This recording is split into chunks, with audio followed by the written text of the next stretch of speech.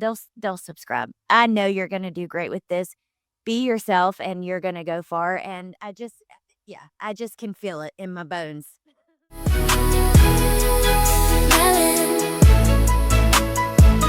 Magic Melon. I want to thank you so much for joining me.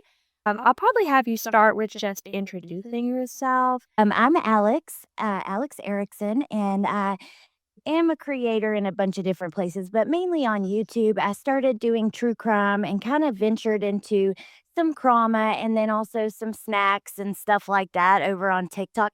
Actually, fun fact, I started on TikTok.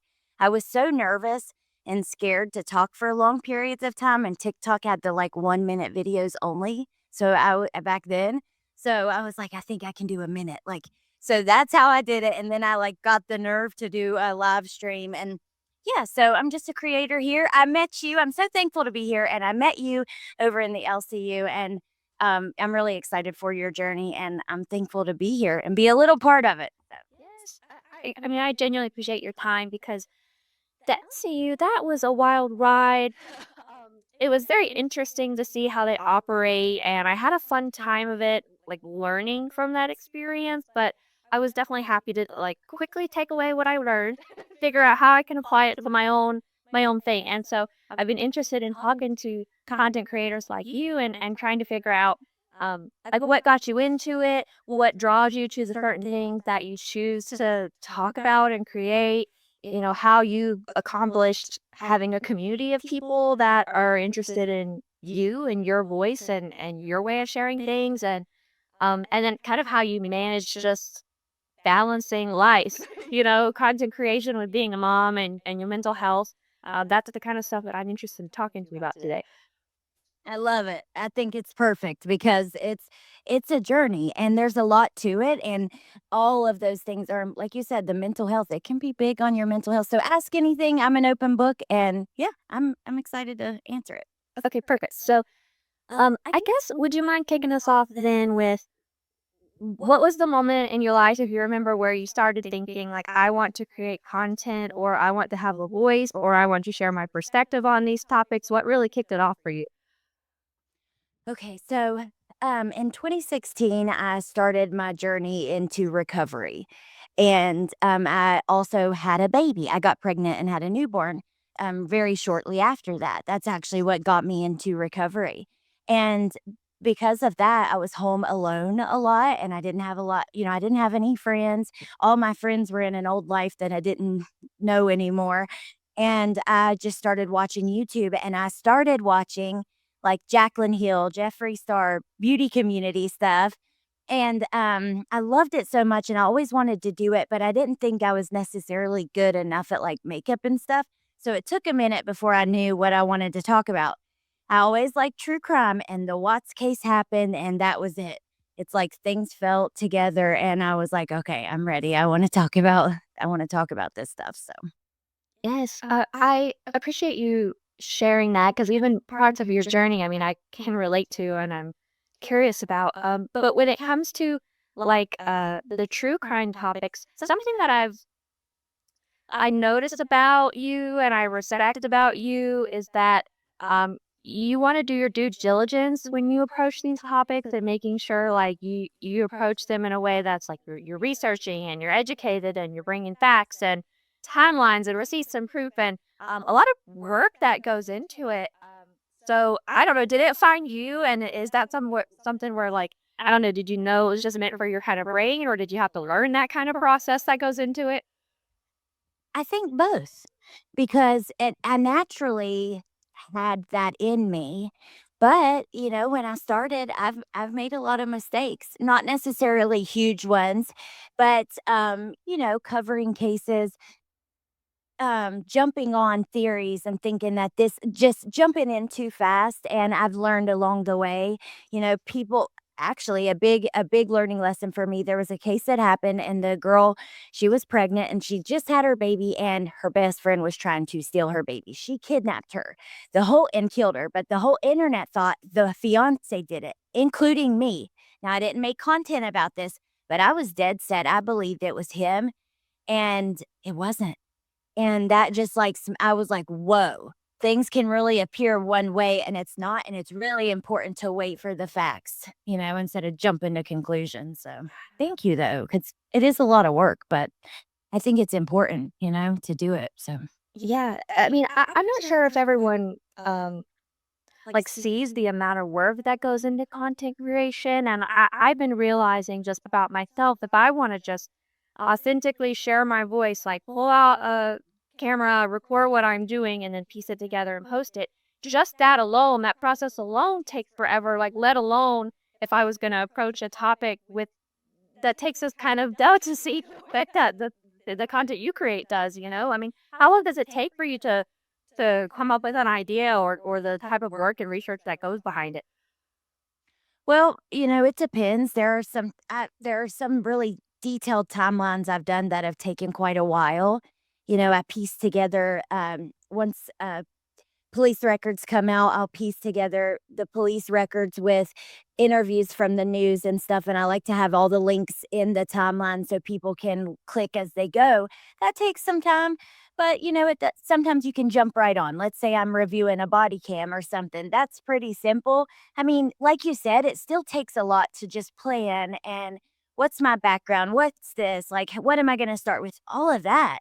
Hell, just jumping on a live stream, much less like editing, like you said, taking and clipping and editing, that's a huge task as well, and people don't realize they think it's so easy. You just jump on and boom. No, if you want good stuff, you just don't, you got to put in the effort, you know? Oh my gosh, and not only, like, the effort that goes into it, but you have to be, like, on top of the momentum of the conversation too, because if something is, like, hot in the news or it's trending and you wanna talk about it with people and you wait just, like, 3 days or a week, I mean, like, it's already, like, completely old news. So, what drives you when it comes to making your content? Is it just what you're interested in? Is it what the community's talking about? Like, how do you know what directing to go? Well, so if it if it's what the community is talking about, I found that there are these cases that go viral and they get a lot of attention and stuff. And it's almost like a race who's going to get this information out first. And I learned along the way over the years, I don't wanna be first, I don't need to be. People wanna hear my thoughts, and it's a dirty game, and when the new and we're talking about people's tragedies and stuff, but even, like, on my other channel doing crama, just like it's like the drama and the true crime community, the creator drama and shit, even there, I don't know. So that's kinda where I'm at. I lost my train of thought for a second, but yeah. Yeah, you don't always it sounds like you don't always have to be, um, first out on something because you realize, like, people wanna hear your unique voice either way, so you're focused more on, like, the quality maybe instead of just, like, following the trend.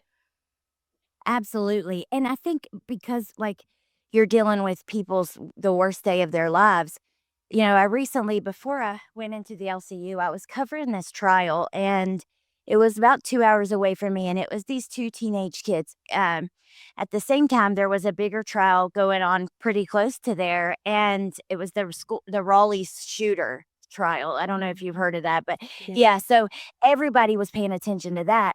And these kids, even the news wasn't putting out all the footage and stuff. They were like missing parts and you couldn't even follow it completely. I kind of had a bit of like a I don't want to say a breakdown, but an emotional coming to where I just was like, I can't do I cried. I screamed. I went off. I went on my channel and I was like, what the fuck? These kids matter.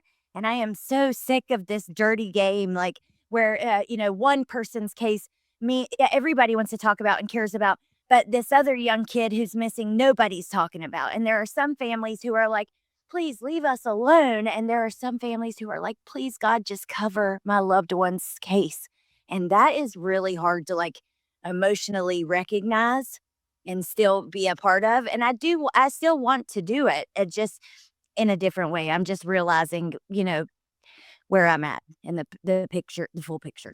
Yeah, I was really interested in that. I was wondering about that because something that you said in the past, like, just made me realize that the heaviness of the topic that you're dealing with, and that, like you said, is real people's lives, and in most cases, the worst time of their life, worst day of their life, worst situations of their life. So, how do you deal with the delicate nature of that and the emotional weight of that? Where I feel like I would have trouble separating my feelings and my empathy from the situation.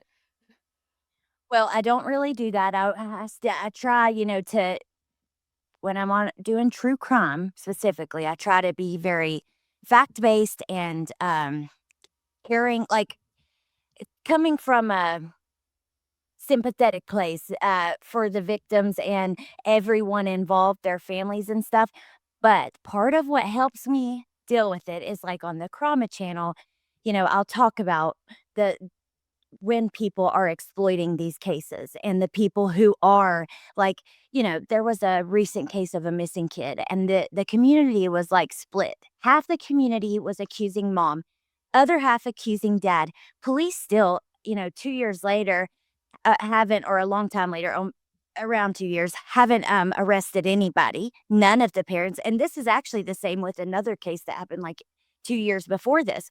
And you're seeing all these people accuse a mom of killing her child for no reason. The police are going, we have no evidence to say she was involved, and the internet's still going, but look at her body language. Look at her when she's with him. Look at how she looks at him. And I mean, look at the liquor behind them. Oh my gosh, they must drink in their home. And I see that and I'm like, I love to call it out and be like, you are fucking disgusting. Leave these parents alone. So I think that kind of helps. You know what I mean? You feel like, yeah, sounds crazy, but yeah. No, that's actually interesting that I mean everybody knows that to some degree the media is corrupt, the way they choose to talk about things and the things they choose to talk about in general. And so having real people advocating, I think, is important and trying to bring, quality evidence and conversation, about these topics is important. I like that. Social media is becoming a space for community and for sharing ideas and for education. I mean, obviously, there's ways that can get dangerous, right? But for the most part, I think it's going to be critical for humanity to stick together. Things get more and more ingrained with technology, right? This is just part of our lives now, so we have to continue figuring out how we incorporate it in our lives and use it just for our benefit. And so I want us to all be able to have genuine conversations and share things and advocate for the things we care about. And this is a big part of that. I definitely watch a lot of content like what you make. And so I've been like curious about like what things I'm asking, like your thought process and what goes into it and everything like that. I wonder what's your perspective on content, like what you do, but where people start bringing in spirituality to it, where or metaphysics, where they're doing tarot or they're doing spirit boxes, where they're trying to like gain information through intuition instead of evidence and facts. Like, what's your perspective of that? So I've had a fucking journey with that. Excuse me. You can bleep that if you need to, but I have had a journey with that because, when I started, about it, maybe a year in, there was this psychic who came out with these readings about these two missing kids. And a little while later, they were found. And these readings were so, I mean, down to what they were wearing, where they were, it was everything. Right. And it was pretty crazy. And so that right there, it made me a believer. And I'm still am a believer. However, there is this realm of exploitation where the same said psychic, now she covers, you know, cases and flat out makes really disgusting accusations. She talked about a child, seeing this little child being, SA'd and different things, and flat out on her channel. And so I don't like that. I think that's pretty gross. I have a friend who, we don't talk as much anymore, but she does tarot and stuff like that. And we had a conversation about this on one of my channels a while ago. My opinion's forever evolving, though. So I wouldn't watch that and say that's my opinion. I'll tell you now. I think it depends. It depends on the person. It depends on what they're putting out there, how much they're putting out there, how they relay it. If you're just on there saying, "Oh my God, I see her. She's being attacked by this person. Oh, it's so horrifying." And this person naming and pointing out people are involved and false accusations. It can get bad really fast. So I think it depends, but it's important to handle with delicacy. Did you see, in the Idaho 4 case, there was a tarot reader psychic who went viral on TikTok, and she was accusing one of the teachers at the school of being involved, and now she's been sued, and the teacher won, and she owes her a ton of money Oh, because she made wow. crazy accusations. Yeah, and the case was solved, and she was like, "Nope, they've got it wrong. I'm telling you, I can see this teacher now. She was dating this person." Like, just yeah. So I think it depends. It can be And violent. someone that I I like to do things like that, but in my own private practice, and I haven't gotten to the level of deciding to share that with the world because I understand the delicacy of the conversation, like I have decided for myself to just wait and watch, like I do it for my own practice and then I wait and watch and see what comes out and trying to, validate my own skill, I suppose, for some period of time before I trust my own intuition enough to put it out there as something worth people thinking about or wondering about. Dude, thank you. Thank you, because I wish more people were fucking or Scott Almighty, you're gonna have to bleep me again. I'm so sorry. Go I for wish it, more it's okay. people were freaking responsible like that. Like, I think that's something to be proud of, that you're waiting and watching and trying to learn. I think there are so many people very eager to just, and be eager to do content, but something like that, it's good to know what you're getting into. Yes, exactly, and I feel like my lane right now of, trying to share my own authentic story, I'm free to do that, right? Or to share what I know or my life experiences or having conversations with other people to share their life experiences. That's my safe zone right now because I don't feel like I'm gonna put out anything that would, be false information or jeopardize. But in the future, I might move towards trying some things like that. I just want to make sure that, yeah, I'm responsible with the information and the way that you phrase it for entertainment or for people to consider or to have a discussion or you share the thought, right? Oh, yes. But when I find She does what you do. She doesn't do content about the cases, but she will maybe in her own private. But she does do like live streams for her community and like, whatever, like let's say somebody super chats or do readings for them, even if they don't super chat, but especially if they do, and she'll do them for hours. She hasn't been doing it for a while, but in the mornings on the weekend, we all used to go over there and hang out and she would just read all of us. Like it was so fun. that's So, I don't know. You do that too.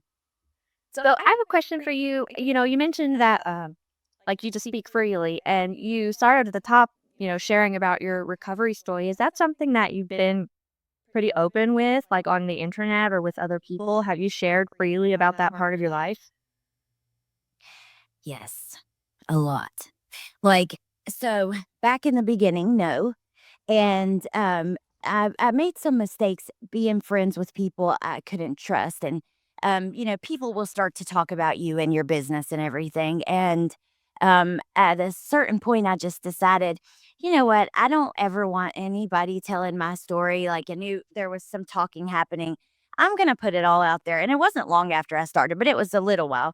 And I just put it out. I did a series. It was like a several part series and it was gut wrenching. I mean, I sobbed and cried playing it. I played videos of people who had lost their loved ones. I talked about the manipulation that you do in addiction, the lying you do, like how the healing afterwards and gaining trust from people and just I mean a deep, deep, deep, deep series. And I'm really glad that I did. On my face, I've had the same Facebook for 15 years, 20 years, something like that. And all my pictures are on it, and to go back through it for that many years of stuff I don't post much in the last couple years, but to go back through it and delete it all would be a pain in the butt, so I just it's all out there, and you know what? If some of those pictures are really bad. You see me and you would be shocked that it was even me, but at the end of the day, if it inspires somebody else to go, "Damn, that's possible to get better from that," then I feel like it's worth it because I never really saw that. I remember just thinking it wasn't really possible for me at all to get out of that life, so, yeah, that's kinda where I'm at. Acceptance with it.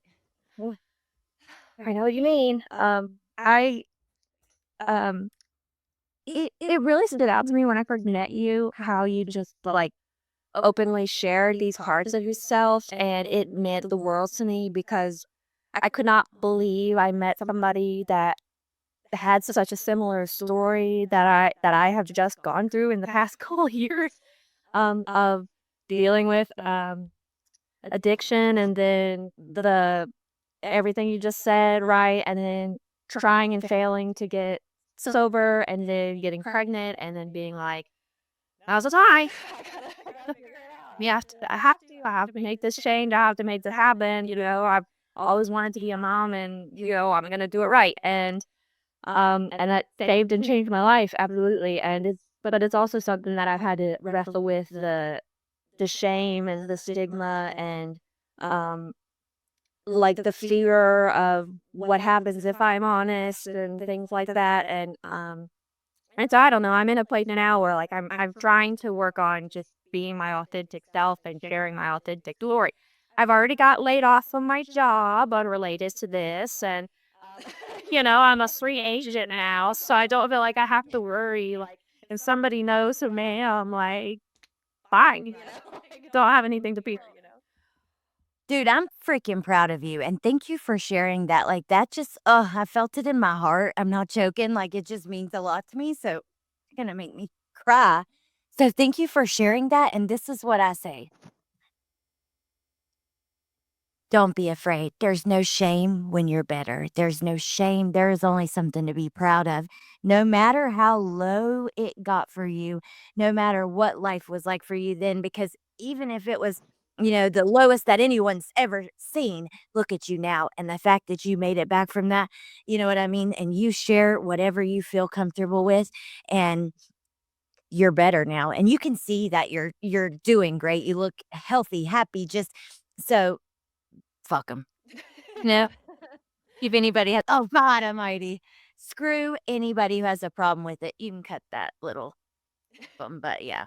Yes, that's right. And I'm really proud of who I am as a person and everything I've learned and how I've grown and the decisions that I'm making these days. So I've come to accept like, everything I went through was to get me to understand life the way that I do now and to be able to make choices the way that I do now. That I think it's important too. Like I want to talk to people like you. I want to learn from others. Like I want to continue like having the community and continuing to grow, not thinking I figured it out just because, like, I checked that first box. Well, I don't think we'll ever have it totally figured out, but, when you've came back and you're like I said, when you're better, even if you don't have it all figured out, there's still nothing to be ashamed of because you made it through that and you're alive. The truth is, most people who go through that, a lot of them don't they're not so lucky. Many of my friends and probably many of yours. Yes, that's right, exactly. Um, and I feel like, I feel really blessed that getting through it the way that I did, I also have a sense of like I'm like actively doing everything to set myself up to be preventative and to manage my mental health. And like that's been a life journey. And so I wonder if you have any advice for like how you balance your life, like content creation is a passion and a project and you're a mother and you're on your own sobriety journey and everything. So do you have any advice for how you balanced everything?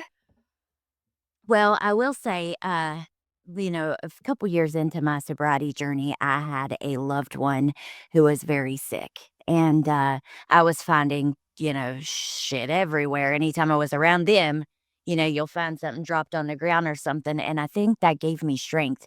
I'll never forget, like, this one time I found a lot of something and I threw it away. I was at the gas station. It fell out of a pocket in my car and I sit there for a minute and I saw a homeless person. I was like, should I give this to them? I could make them some money. And then I thought, no, what if they die? And I threw it away. And that was it. And I think those moments gave me strength. But as far as like balance, you know, when you're in a spot where um there are certain communities that you can be in a lot and they can start to make you feel just grumpy or toxic or sad, even for no reason if you're taking in too much of it, like parts of the trauma community and other places too. Step away for a little bit, take breaks, find other stuff that interests you besides the communities you're in. And I don't care if be consistent for your audience, that's important, but also if you need for me, if, I'm really not feeling it and I just wanna be with my family, if my kids need me or whatever, I reschedule. You know what I mean? And it has thankfully, YouTube has helped me pay my bills for a couple years now, but also, the family comes first and you reschedule and it's fine. You just gotta balance there, but I just say don't feel bad when you gotta reschedule. Your community also will understand. You got a little one, so, I mean, and pre-recorded stuff, that will help a lot too because you're not gonna be on this, "I have to be there at this time." You can kinda do it on your own terms, and that'll be good too. So, I started, like I said, TikTok, and it was all pre-recorded. So, I would record a few seconds. If you go back to my first videos, I am certain you will hear screaming babies in the background, without a doubt. So Was probably a couple moments like that every now and then where like it was funny.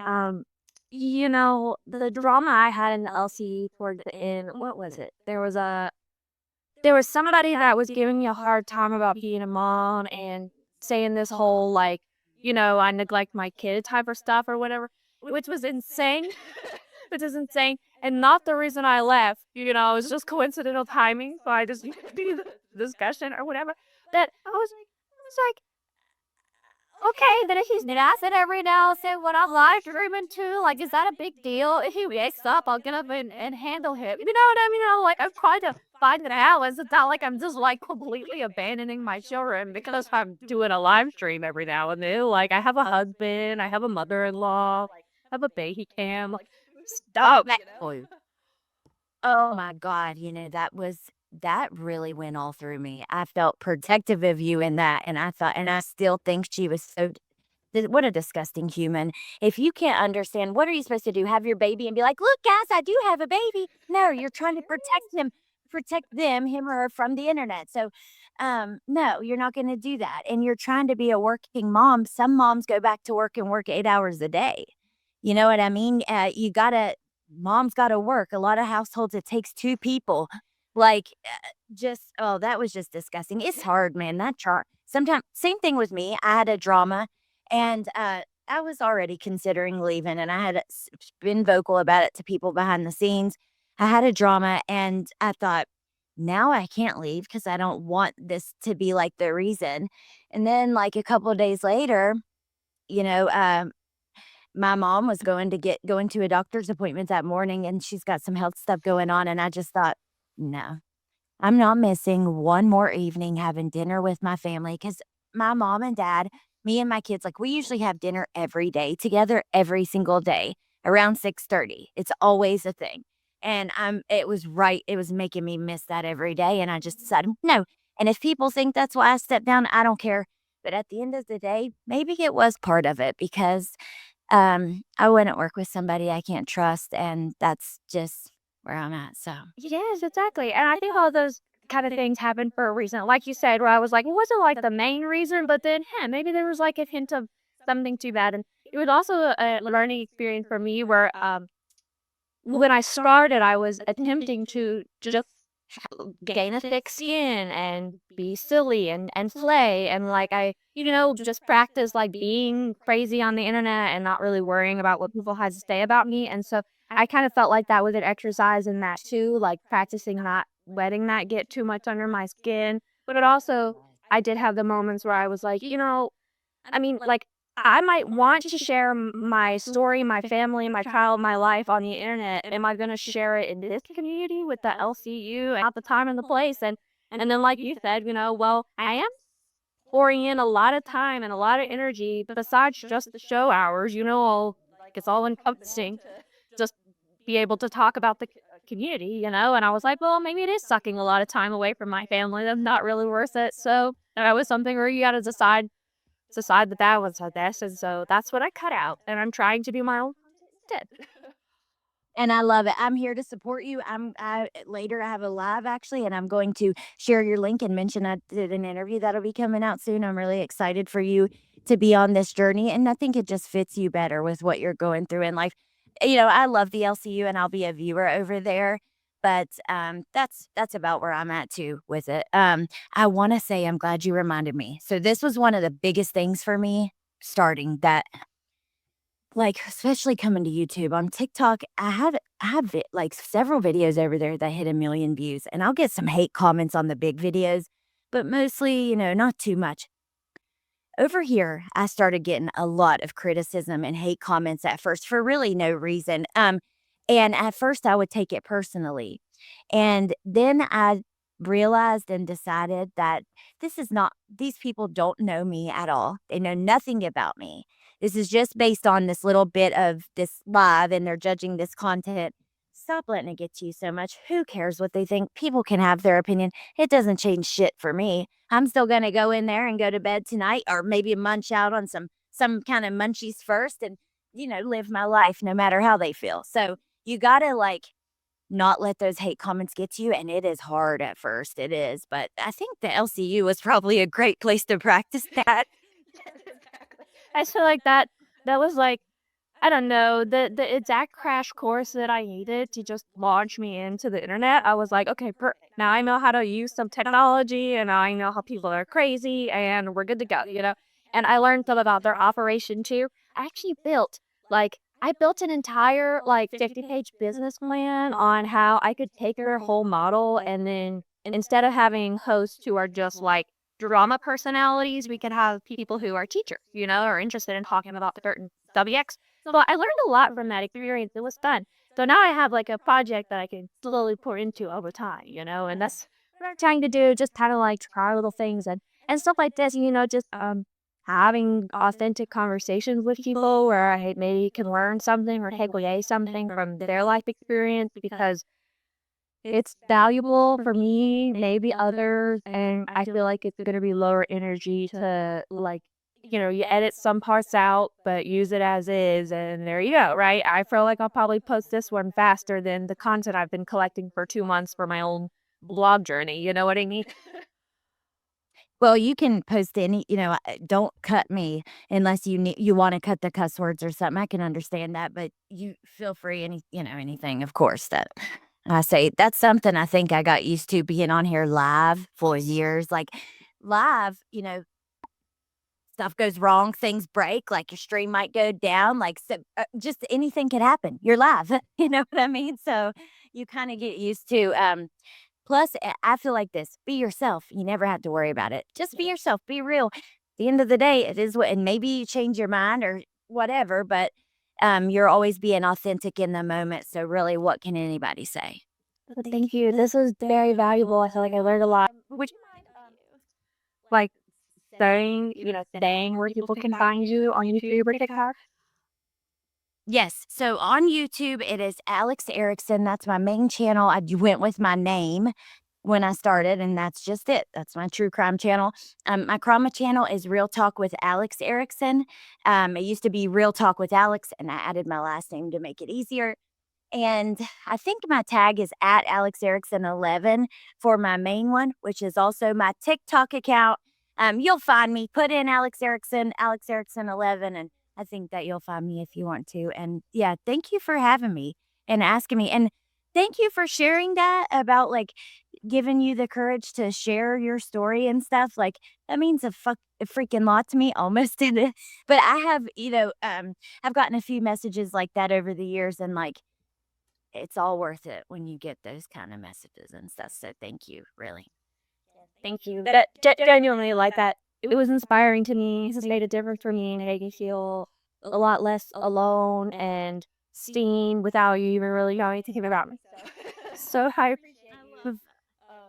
And it's just a light, like you being yourself and being authentic. And that's what I want to be for others. I want my ability just to share who I am to help somebody else that way that you help me a little bit. So thank you. Oh, thank you. So, okay. Bye. Cool. Thank you so much. And thank you everybody for taking the time to watch my conversation with Erickson. Please go follow her. I had just an amazing time getting to spend a few weeks with her in the LCU. She was an inspiration. I've watched the content. I'm all about it. And I hope that you found this conversation interesting. And if you want to stick around for more conversations like this, please like and subscribe and follow along. My name is Melon.